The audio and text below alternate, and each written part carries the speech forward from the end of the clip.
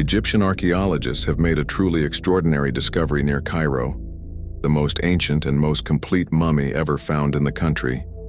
And yes, it had been kept literally under wraps.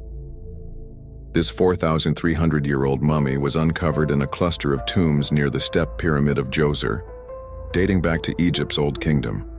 What made this discovery even more stunning was how the mummy was found, entirely covered in layers of gold. Alongside it, archaeologists unearthed several other significant tombs. One belonged to a high-ranking official, and another to a mysterious secret keeper, someone believed to have held the power to perform sacred ceremonies.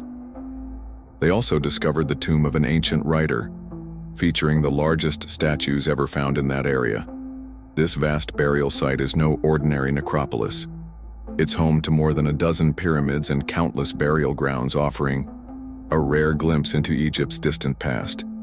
Of course, when it comes to legendary mummies, few names stir as much intrigue as Hatshepsut. She ruled Egypt like a true powerhouse for around 20 years, commissioning massive temples and opening new trade routes that reshaped the economy. But when archaeologist Howard Carter explored her tomb in the Valley of the Kings, something was missing. Her sarcophagus was empty. Interestingly, Carter had found two coffins in a different tomb.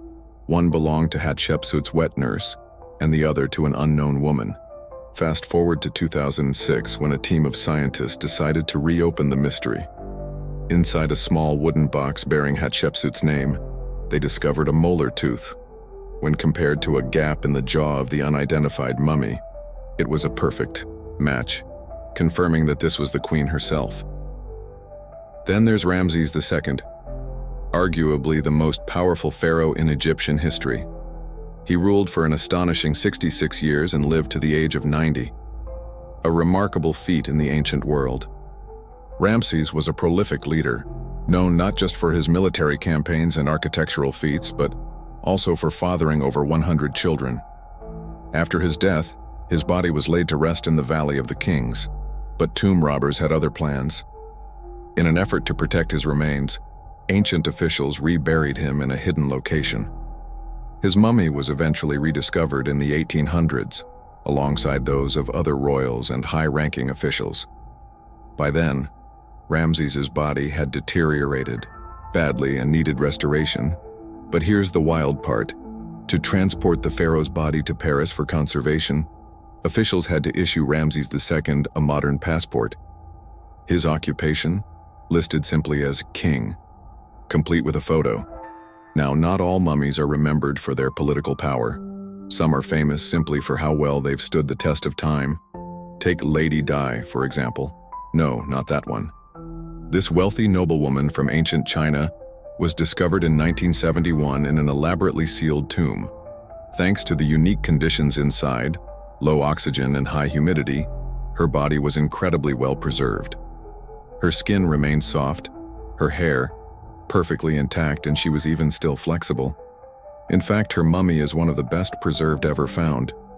The museum that now houses her also displays the many luxury items buried with her, including fine dinnerware and musical instruments. After extensive study, scientists determined she died of a heart attack around the age of 50. Yet more than 2 millennia later, Lady Di is still turning heads and making history. The mummy of Otzi, the Iceman, was discovered in the Alps in 1991. Austrian authorities initially thought he was a modern mountaineer because he was so well preserved. Turns out, he was actually from the Copper Age.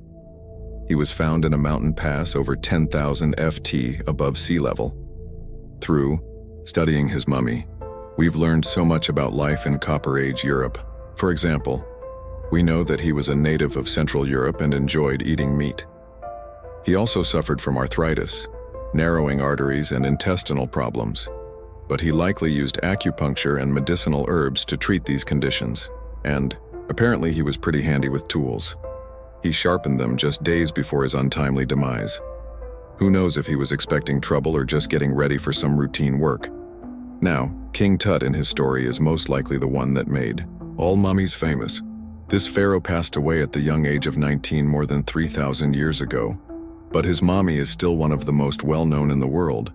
When his tomb was opened in 1922, People went wild because it was still intact. Unlike many other royal tombs, it had some seriously blinged out coffins, including one made of solid gold. Not only did Tut's tomb give us a glimpse into ancient Egyptian history, but his mummy also taught us a lot about the time he lived in. DNA analysis helped identify his parents and revealed that the pharaoh had a rare bone disorder that might have made walking a bit tough. Now, Ginger is most likely one of the coolest mummies you'll ever hear about. He's like a time traveler from 5,000 years ago who's still looking fly with his golden hair and perfectly preserved nails. Ginger was discovered in Egypt and is believed to be the earliest known mummified body. Before people even knew about mummification, they used to place bodies in shallow graves in the hot, dry sand. And since the sand absorbed all the water, bacteria couldn't reproduce, and the body was preserved naturally. Now, scientists are not sure if Ginger's preservation was intentional or not, but since he was buried with some pottery vessels, it's likely that whoever buried him knew some serious preservation techniques. If you want to meet Ginger in person, he's currently chilling at the British Museum. One Dutch art collector bought a statue from Asia and ended up finding a weird discovery. The statue contained a mummy hidden inside. Unfortunately, the body was too fragile to move, so they had to leave it there. The coolest part is that this mummy is over 1,000 years old and was on display for 200 years before being encased in the statue. When scientists did a CT scan, they found out that the mummy was filled with paper scraps covered in writings.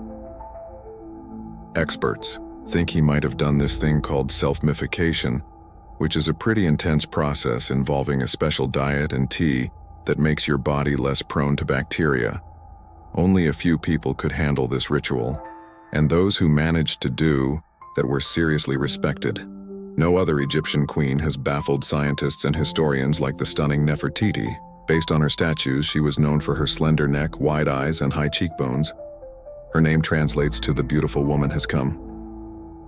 Talk about living up to your name, huh? Even though she wasn't a pharaoh herself, Nefertiti still managed to leave a lasting impression. Written records suggest that as a wife and queen, she held an incredibly influential role. Because of her power, she was indeed admired, but she also managed to make quite a lot of enemies throughout her life. She was also related to King Tut, but not biologically. Rather, she was his stepmother. So far, locals have yet to identify her mommy, but that may soon change. A local Egyptologist who has been busy excavating tombs in the Valley of the Kings has found two mummies that he believes could be Nefertiti and her daughter. According to specialists, we may soon finally get a definitive answer about the identity of these two mummies. And if one of them does turn out to be Nefertiti, we could be in for a real treat. DNA analysis and CT scans of the mummy could give us the most complete and accurate image of the queen that we've ever seen.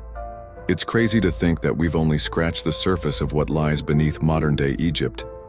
Nefertiti ruled during a time of great power and prosperity in Egypt, but unfortunately passed away in a period of social turmoil, leading to her gravesite being lost. Now, where's my mommy? When you hear the word mummy, you might get a chill down your spine. That's because most of us associate this word with those creepy characters we've seen in some scary movies. But in reality, mummies have helped us understand a lot about ancient civilizations, their rulers, and about how people used to deal with losing their loved ones. The people most famous worldwide for their mummies are the ancient Egyptians. They believed that some sort of existence after passing away was possible if certain conditions were met. That's why they insisted on preserving the human body through the process of mummification and placing the mummy in a furnished tomb. Kind of like giving it a fully functioning apartment of its own. Why did they believe in this? Well, because they were deeply connected to their natural environment for the most part. They saw the natural cycles around them, like how the sun rose every day followed by the moon, or how new life was always sprouting from plants even after they had wilted away. They also believed that the powerful spirit Osiris, who represented the cycle of passing away and resurrection, played a role in this process. To prepare for the afterlife, the ancient Egyptians followed certain rituals like mummification, which involved using materials like honey, resins, and incense to preserve the body. There's no other mummy more popular than that of King Tut. He was a young pharaoh who ruled over 3,000 years ago in Egypt. The problem with discovering ancient royal tombs is that most of such burial sites were previously robbed. People knew ancient rulers had been left with many valuable belongings, so those locations became vulnerable to thieves. When King Tut's tomb was opened in 1922, people were excited because it had not been robbed like many other previously discovered royal tombs. That's how well hidden it was. Inside, his mummy was encapsulated in a total of 3 coffins, including one made of gold. The objects found in his tomb showed us what ancient Egypt was like, and studying his mummy also helped us learn about the culture and practices popular at the time when he passed away. We also learned about his family by looking at his DNA. Scientists were able to discover that he had had a disease called malaria and a problem with his foot that might have made it hard for him to walk. Ramses II was another pharaoh in Egypt who ruled for 68 years, which was quite a lot back in the day. He was known for his expansion campaigns and building projects. Many objects from his time as a ruler still exist today, including a large statue of him. Ramses II was about 6 ft tall and lived to be about 90 years old. After looking at his mummy, scientists concluded that he may have had a medical condition that affected his spine. Now, remember those thieves I mentioned before? They are probably the reason why Ramses II ended up in a plain coffin in a secret collection of royal mummies at Deir el-Bahari, which was rediscovered in 1881. Thankfully, archaeologists were able to identify him because his journeys had been recorded on his wrappings. The process was really tedious too. In fact, in ancient Egypt, the mummification process could take a staggering 70 days to complete. A special sawyer person would say a very specific speech while delicately handling the body and drying it out using a type of salt called natron. They also used linen and resin to make the body look more lifelike and to wrap it in cloth. The tomb was equally as important for ancient Egyptians. The walls of King Tut's tomb, for example, were adorned with intricate artwork that depicted his journey to the afterlife, from his burial procession to his passage through the underworld. Ancient Egyptians believed that everyone made this journey after passing away, and they filled their tombs with items and paintings to help the person in their spiritual travels. Additionally, the walls of the tomb were decorated with spells from a special book which contained a collection of poems that the Egyptians believed would help people reach the afterlife. And speaking of how important this journey was, people also placed food in these ancient tombs. In King Tut's tomb, archaeologists discovered 36 jars of vintage beverages and 8 baskets of fruit which were believed to be left there to help him in his journey to the afterlife. The Egyptians believed that traveling to the afterlife took a really long time, so they left a lot of supplies, such as food and water, to sustain their loved ones. Pharaohs also generally had numerous luxurious garments and beautiful jewelry in their tombs to ensure that they would have a fashionable journey.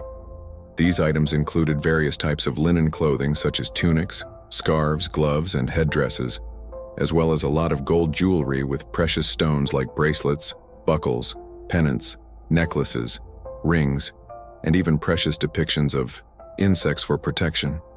Some were also deposited with fans made from ivory and ostrich feathers to keep them cool in the afterlife. Some ancient rulers were even placed in their forever apartments along with boats. For example, Pharaoh Khufu built the Great Pyramid at Giza as his tomb, and a large ship was found inside. King Tut, however, was buried with multiple boat paddles, but no actual boat. Instead, he had 3 chariots and numerous walking sticks made of precious materials, perhaps indicating he'd rather travel to the beyond by land, not by water. Amongst the most interesting objects found near ancient mummies are bottles of oils and perfumes. If rulers were supposed to be fashionable, why not smell nice too, right? Also, some of them had some ancient kinds of board games, most of them made out of precious materials like gold or ivory. One of those games was called Senet. It was very popular amongst the ancient Egyptians and very similar to modern-day chess. The ancient Egyptians may have the most famous mummies out there, but they weren't the first to invent the procedure. In fact, it all started in South America with an ancient civilization named the Chinuro. As far as we know today, these people were the first to mummify their loved ones that had passed away. They did it somewhere around 2,000 years before the Egyptians started their own rituals. Sure, we can tell a lot about ancient rulers by studying these mummies, but until recently, we had no idea what they really looked like during their lifetime. Not so long ago, though, some very special mummy paintings were found by archaeologists studying ancient Egyptian objects. These mummy portraits are highly detailed paintings of individuals that were made while they were still alive. Such paintings were often painted on wood, as opposed to the classical portraits we all know about, which are painted on canvas. They are known for their realism and beauty, and have even been used by researchers to diagnose diseases by comparing them to the corresponding mummies. Some of these portraits also include depictions of jewelry which was later found on the mummies. The recent discovery of these mummy portraits in Central Egypt is significant, as it marks the first time in over a century that such paintings have been found. Mummies appeared all around the world naturally too. Mummification can occur without people intervening because of natural conditions like extremely cold or hot environments, places with a lack of oxygen, or accidental exposure to chemicals that preserve the body. These conditions don't allow bacteria to grow, resulting in the body remaining more or less intact. Famous AI was one of these mummies. We know today he was a man who lived around 5,000 years ago in Europe. But upon his discovery in the Alps in 1991, Austrian authorities initially believed that he was a modern mountaineer because of how well preserved the body was. However, after the Iceman was removed from the glacier, it was determined that he was actually from the Copper Age. A gruesome discovery took place in Egypt some years ago. You want to hear about it? 16 human hands carefully buried in 4 eerie pits. They didn't look too much like human hands at first, since they were abnormally large, but they were. Weirdly, there were only right hands. No left hands were in sight. It turned out that it points to the practice of an ancient dark ritual.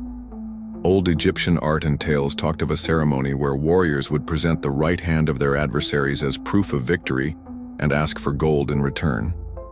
Egyptians believed in the afterlife, so cutting off someone's hand meant you cut off their power eternally.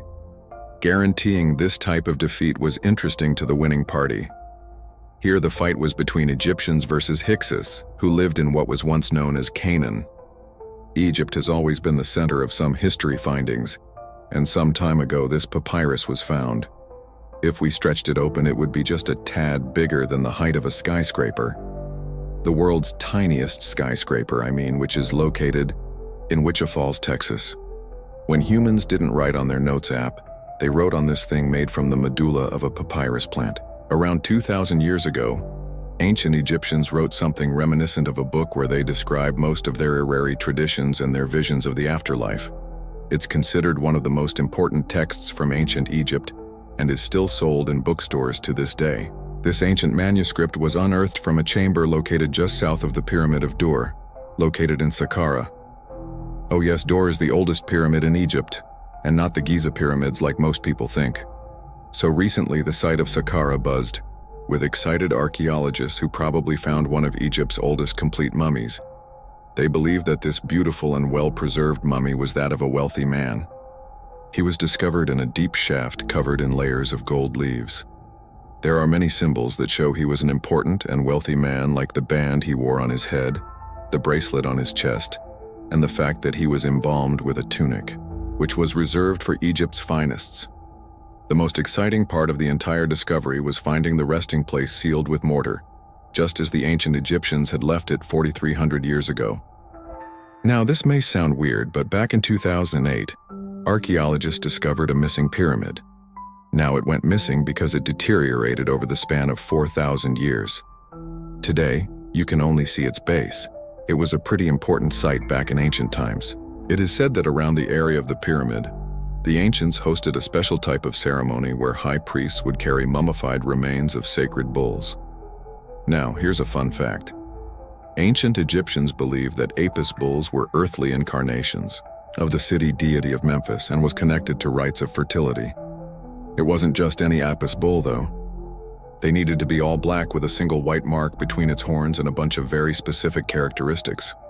They were selected by the local priests and honored until they passed away. After that, they were mummified and buried in underground galleries. Meanwhile, this missing pyramid sort of disappeared around the 1800s. It was a German archaeologist who first found it in the village of Sakura. He called it the Headless Pyramid when he first found it. But then, years after the official discovery, the desert sand came along and covered the whole thing. There were some excavations between the 19th and 20th centuries, but they weren't too systematic. That's why scientists were so thrilled when they dug an entire pyramid's base after removing the 25 ft mound of sand that was covering it. Oh, and it turns out American archaeologists are excavating a cemetery in Egypt that could contain over 1 million mummified bodies. So far, archaeologists have dug around 1,700 mm. One of the main differences from other classic Egyptian mummies is that these people weren't kings and pharaohs. They were commoners that most likely lived about 1,500 years ago, when Egypt was controlled by the Roman and Byzantine empires. The name of the cemetery is cool, though. The Way of the Water Buffalo, just in case you want to check it out on your next trip. Other than bulls and buffaloes, ancient Egyptians also liked baboons. Are you seeing a pattern here? In the beginning of the 20th century, archaeologists discovered a site filled with mummified baboons in a place called, guess what? The Valley of Monkeys. An animal wouldn't have been mummified if it wasn't considered important. Certain animals were more important than others since they were linked to specific deities. Jackals were connected to Anubis, the ancient god of the afterlife, and cats were likened to the female deity Bast. Baboons were a pretty big deal since they were believed to be connected to Thoth, the deity of wisdom and advisor to Ra, one of Egypt's supreme deities. The archaeologists who study these animals weren't too happy. They think these baboons were kept inside and were deprived of sunlight for most of their lives. They had extreme vitamin D deficiencies, and they were poorly fed. Maybe Thoth got angry with these baboon keepers. Just a guess. Since there's never a boring day for archaeologists in Egypt, they also found human mummies with golden tongues. Since Egyptians were all about the afterlife, they believed that golden tongues might help a person speak once they passed to the other side. I mean, it's a long shot, but hey, why not? Some of these mummies were placed in wooden coffins with goods such as necklaces, pottery, golden artifacts in the shape of lotus flowers and scarab beetles and iPhones. Yeah, just kidding. A new temple was also unearthed recently in Egypt. Scientists believe it was dedicated to honor Zeus Cassius. That deity would be a cross between Zeus, the almighty Greek deity of the sky, and Mount Cassius. While digging around the Sinai Peninsula in Egypt, archaeologists spotted 2 pink granite columns poking out of the ground. And bingo. They believe these columns represented the temple's front gate and collapsed during an earthquake many years ago. And speaking of deities, there weren't only super serious deities. Recently, scientists unearthed a golden ring in a city, south of Cairo. No, Frodo, it's not magical. It was a normal gold ring, but it had the depiction of the deity of fun, officially named Bes. This deity is often described in sacred texts as a happy, chubby dwarf. Today, many tattoos we get are sort of deprived of any sense and are made of aesthetic purposes only. In ancient Egypt, though, women would get tattoos as a token of protection for childbirth. That's what scientists think, at least. Around the Nile region, scientists found some mummies that had well-preserved tattoos, which is a rarity since the skin deteriorates so easily. 2 of these women tattooed their lower backs, and the drawings were simple. They were mostly pictures, including that same chubby dwarf we just talked about, Bes. He also had a side hustle as the protector of women during childbirth. Now, would you believe me if I told you ancient Egyptians invented robots? No? Well, that's because that's not entirely true. Sure, they were astronomers, mathematicians, and engineers, and somehow they also squeezed an eccentric invention into that package. An automated deity some scientists called Hathor. This wooden statue had been in the Metropolitan Museum of Art for years before someone noticed its secret. With the help of an X-ray machine, specialists discovered a mechanical operating system inside it. The pulley-like axis goes from the statue's shoulder to her left leg. When the system rotates, the statue raises and lowers her hand. Hey, pick me. Pick me. I got my hand up here. There are countless doors all over the world that haven't been opened for decades and even centuries. The question is why? It seems that nowadays you can open any door you want. The truth is that some doors were sealed for a grave reason, and so far nobody has found out what treasures and mysteries they hide. Here are 4 doors that keep their secrets all too well. The Taj Mahal. First up, we've got the Taj Mahal in India, one of the most romantic places in the world. Shah Jahan commissioned it in 1631 and dedicated it to his 3rd wife, who he loved like crazy. They were married for 19 years and had a whopping 14 kids together, but unfortunately she passed away while giving birth to their last baby. Shah Jahan was heartbroken and decided to build an epic tomb to remember her by. The construction took a whopping 20 years to finish. The building has quite an interesting layout. The design is super unusual, with these 4 massive 130 ft tall minarets that stand on the corners of a huge platform. They're not just there for looks. Back in the 17th century, architects were having some serious issues with buildings collapsing under their own weight. So the chief architect of the Taj Mahal made sure to place those minarets as far away from the tomb as possible. And he even tilted them in a way so that if they did fall, they wouldn't wreck the rest of the Taj Mahal. Talk about planning ahead. The Taj Mahal is hiding some crazy secrets. There are sealed rooms all over the place that nobody is allowed to enter. And if you check out photos of the building from the riverside, you can spot 2 basements, but guess what? They're sealed up too. Nobody knows what's inside or why they've been locked up since the time of Shah Jahan. Apparently, there's a good reason why those rooms are off limits. Some researchers think that they were built using marble, which turns into a different substance called calcium carbonate if it's exposed to carbon dioxide. And when that happens, little bits of marble start chipping off like crazy. To make matters worse, there's no air flowing into these rooms. That means that if too much CO2 builds up in the basement, the 4 minarets could collapse. But wait, there's more. Some people think that the body of Shah Jahan's wife can be found in one of these sealed-up rooms in pristine condition. Why not? Who knows what the mysterious rooms might keep? The Great Sphinx of Giza. The Great Sphinx of Giza is shrouded in mystery. It's not just the largest monolith statue in the world, but it's also a hybrid creature with a woman's head and a lion's body that originates from Egyptian and Greek mythology. It's also very ancient. It's estimated to be around 4,500 years old. The construction of this marvel took about 3 years and required 100 workers who were not slaves and were treated with delicacies like sheep and goat meat. It is also thought that it used to be much more massive than it is now. Archaeologists found huge stone blocks and abandoned toolkits near the site. However, the real secrets of the Sphinx lie underground near its paws. A group of scientists used a seismograph to detect 2 hidden chambers beneath the Sphinx's paws. Some people think that these rooms might be the legendary Hall of Records, which holds ancient scrolls revealing the secrets of the universe. I mean, that's way cooler than any library I've ever been to. Rumor has it that the Egyptians even had info on Atlantis stashed down there, which is like a super old version of a conspiracy theory.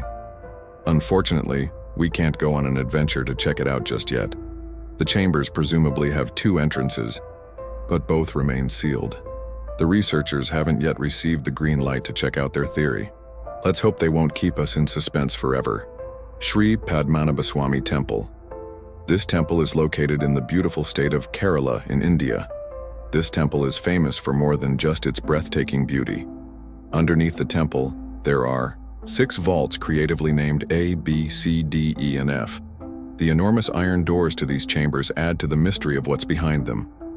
A few years back, the authorities decided to open these vaults to the world, but it wasn't an easy task. You can't just open the doors and enter the vaults. It required a lot of work. It took them a while, but finally in 2011, they opened 5 of the 6 chambers, and guess what? They found tons of treasure. Bags of gold, precious gemstones, and priceless diamond jewelry. The estimated worth of everything found in the vaults is a whopping $1 trillion. It's like the temple was the real-life inspiration for Aladdin's Cave of Wonders. But wait, I said 5 of the 6. What happened to the last one? Vault B has remained closed, but not for lack of trying. They simply didn't manage to open it. There is even a belief that it's fatally cursed. Legend says that only a saint or sage can break the curse by chanting a specific mantra, but no one has been able to do this yet, presumably because we don't have saints or sages at our disposal. There is also rumor that in the 30s, some temple invaders tried to enter Vault B to do some good old looting, but they never reached their target. Apparently, terrible snakes materialized out of nowhere and chased the gang away. But of course, this is just an urban legend and there is not proof of that. However, it is said that the Auditor General dealing with the temple claimed that Vault B had been opened at least 7 times since 1990, and nothing bad happened to anyone who entered. Who knows? Maybe we should send Indiana Jones to check it out. The first emperor's tomb. Deep under a hill, completely undisturbed and surrounded by dangerous traps, lies an ancient 2,000-year-old tomb. It belongs to Qin Shi Huang, the first emperor of China. He was born in the Qin state and became king when he was just a boy. But when he grew up and gained full power, he united the warring states. Ancient China was divided into by conquering them. After that, he created the Qin dynasty. When he died in 210 BCE, they buried him deep underground in a massive tomb. And when I say massive, I mean massive. Back in 1974, some farmers in Xi'an, China, stumbled upon something strange while digging a well, a huge terracotta soldier. This discovery led to an extensive archaeological dig that has continued for over 40 years, revealing a collection of thousands of clay soldiers. The unique thing about these soldiers is that each one has its own unique features, from hairstyles to facial expressions. It's believed that there could be up to 8,000 of these soldiers, but only 2,000 have been found so far. Interestingly, the central tomb, which is believed to be the resting place of the emperor, is still untouched. In ancient records, there are references to a vast underground city that the emperor built, complete with scenic towers, palaces, and whatnot. Siman, a Han Dynasty historian, wrote that the tomb was adorned with treasures and had space for hundreds of officials. But the lack of technology to properly examine the site is what's holding things up. Qin Shi Huang was surrounded by liquid, mercury in his tomb, with 2 of the streams representing the major rivers of China, Yellow River and Yangtze. The ancient Chinese believed that mercury could provide immortality, but it could have also caused the emperor's death since he regularly took mercury pills to prolong his life. The dangerous levels of mercury contamination in the soil near the tomb are the main reason why scientists are reluctant to explore it. It could be very dangerous both for people and for the environment. Now, if I had to choose which door to open, I'd probably go for the one that doesn't lead to a tomb surrounded by poisonous mercury. Call me crazy, but I'd like to avoid any potential health hazards. Unlike many other ancient Egyptian burial grounds, King Tutankhamun's tomb stayed hidden and free of unwanted thieves for 3,000 years. One reason was that the tomb was smaller than average and tucked away in a place called the Valley of the Kings. This area was already being extensively explored. By the time they stumbled upon Tuts' spot, the entrance was all covered in debris from building a nearby tomb, which must have also helped keep it a secret. There were also 0 writings or signs on the outside of the tomb. Time passing also played a part in keeping it in amazing shape, until the 1920s when a man named Howard Carter finally made it in. But was Carter that big of a hero? Some recent findings say he might have been sneakier than initially thought. People used to think Carter wasn't just a glorified treasure hunter. He was a true archaeologist. Before Tut, he had been on a relentless quest for Egyptian artifacts. He discovered his interest in these unusual objects when he was a child, and soon started drawing the sculptures and inscriptions that were found in ancient tombs. After stumbling upon the remains of King Tut, Carter spent a decade recording and processing all sorts of objects like golden thrones, chariots, and statues from Tut's tomb, shipping them down the Nile to Egypt's museum in Cairo. Well, at least that was the official story.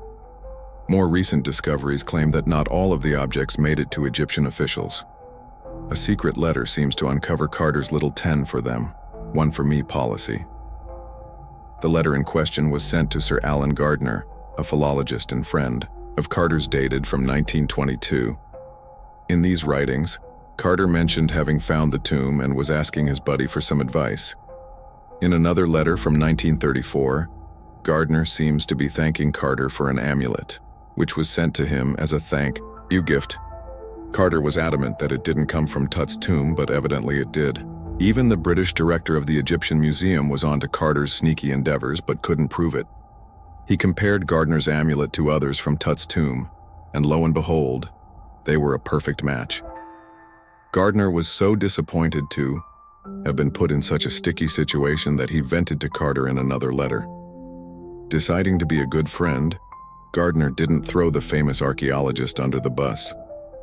Instead, he advised Carter to take those stolen goods back to Cairo, just like he'd advise you to like this video and subscribe to the Brightside channel for more amazing videos on the most unique topics in history. It's not the only shady piece of information on Carter's post-discovery behavior. In 1947, a man named Alfred Lucas, who used to work with a controversial archaeologist, gave some information in an obscure journal in Cairo. He claimed that Carter sneakily cracked open the burial chamber door himself. Then he sealed it back, up like nothing had happened before the official uncovering. Now, why would he do that? Well, the same theory suggests that Carter and his crew might have entered the tomb early so they could get their hands on some ancient goodies.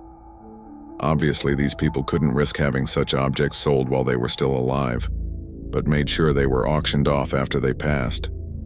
Carter, though, never confessed to anything. He made no official denial either.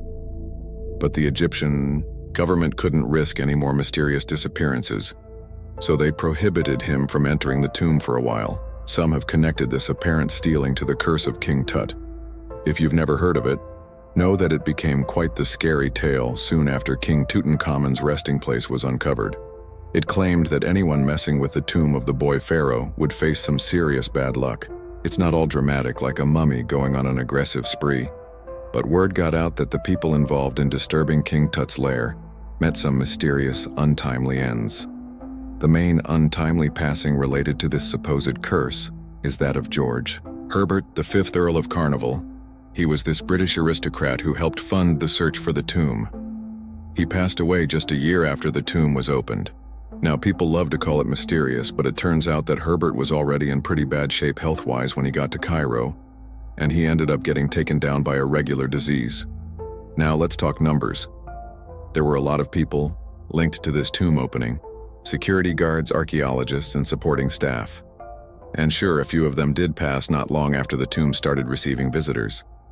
As much as we'd like this curse to be true for the sake of, good storytelling, statistically, if you have a bunch of people connected to opening a tomb, you'd expect some passings just by random chance. The average lifespan for those supposedly targeted by the ancient curse was more than 20 years after the spell was supposed to kick in. Herbert's daughter even lived until the 1980s. That's half a century later. And Howard Carter himself lived until 1935, a solid 16 years after the big reveal. Some have suggested that the whole curse was nothing more than a careful PR strategy. You see, when Tut's tomb was found, Howard Carter wanted to make a priority, out of keeping nosy reporters away. So he might have come up with a curse hanging over anyone entering the boy king's resting place. But what was stolen from King Tut's tomb anyway? Well, some jewelry to begin with. It might have been snatched by Howard Carter himself. According to a French specialist, he did some intensive research by looking at old pictures taken from inside the tomb back in the 1920s. He compared those images to various objects from museums and auction houses. He soon started to piece together the whereabouts of some of Tut's jewelry. First up, there's this collar that used to be on Tut's chest. It was all broken into pieces, and some parts went via Carter to the Nelson Atkins Museum in Missouri. Meanwhile, other bits ended up on a necklace owned by some unnamed people who tried to sell it in 2015, but failed. Even the Nelson Atkins Museum agrees, as they've confirmed the information on their website. Then there's a headdress piece. Some beads from it that once belonged to Tut apparently got stolen by Carter too. They were also strung into a necklace and are now being held at the St. Louis Art Museum. Another fancy collar made out of glazed ceramic magic spent some time at the Met far away in New York. Thankfully, it was sent back to Egypt a bit over a decade ago. This seems to have been, as you'd expect by now, also stolen by Carter. Missing artifacts aside, King Tut still gave a ton of amazing objects that helped us learn more about this incredible ancient culture, starting with the famous burial mask. It's this massive 21 in gold art piece with semi-precious stones and glass paste. It weighs 22 labdi and showcases the boy pharaoh with a long beard and a headdress with a cobra and vulture. On the back, there's this spell from an important ancient Egyptian spiritual book that's supposed to make sure it works just as well in the afterlife. Todd was also apparently a board game enthusiast. They found 4 board games in his tomb, some made of ivory. Archaeologists also found a pair of gold sandals, though you'd imagine they were more for show than for comfort. In fact, the pharaoh probably never wore them in his lifetime. Now, speaking of fashion items, it turns out Tut was quite the fancy ruler. They even found a mannequin in his tomb that was used to pick out, adjust, and store his outfits and jewelry. The boy king seemed to have also enjoyed some music based on the 2 trumpets historians found in his tomb. Though they were played back in 1935 in a BBC broadcast, the instruments are today considered too fragile to be maneuvered.